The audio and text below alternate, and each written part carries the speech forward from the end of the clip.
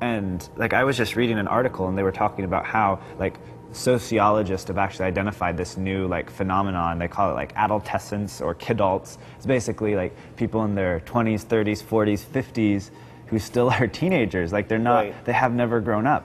It's not that, well, I think people think you can like flip a switch. Like you turn 18 and you flip a switch, or you turn 21 and you flip a switch, or you graduate from college, or you get married, you have your first kid. Yeah, and then all of a sudden you're mature and responsible and ready for life, and you have to prepare. Like it's like anything else. It's kind of like going into like the workout room and you're like going straight for 350 pounds and you're trying to bench press it, and like no, you got to work up to that. But like honestly, yeah, it's like whether you are 15, whether you're 21, whether you're 35, exactly. Until you actually work out, you work out those muscles, that muscle of responsibility, you're not going to have the strength to handle the kind of big, the big issues that face adults in the world today.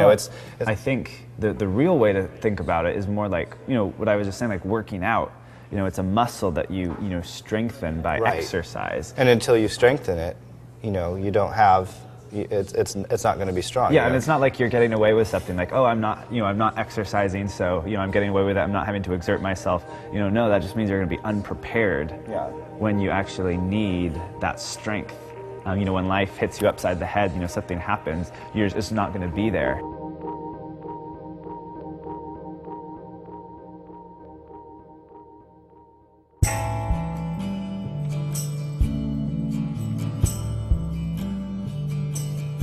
If there's one area where our culture still recognizes the need to do hard things and challenge and stretch yourself, it's in the world of athletics and physical fitness.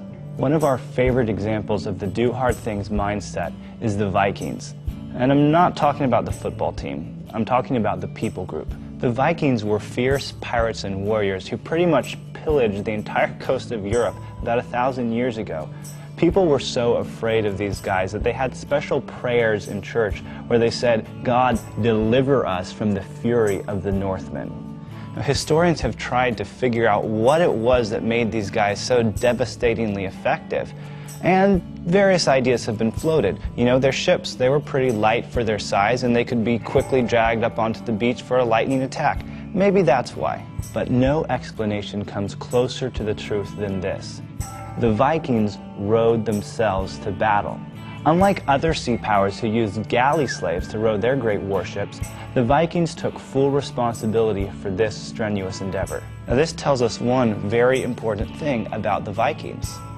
These guys were seriously ripped.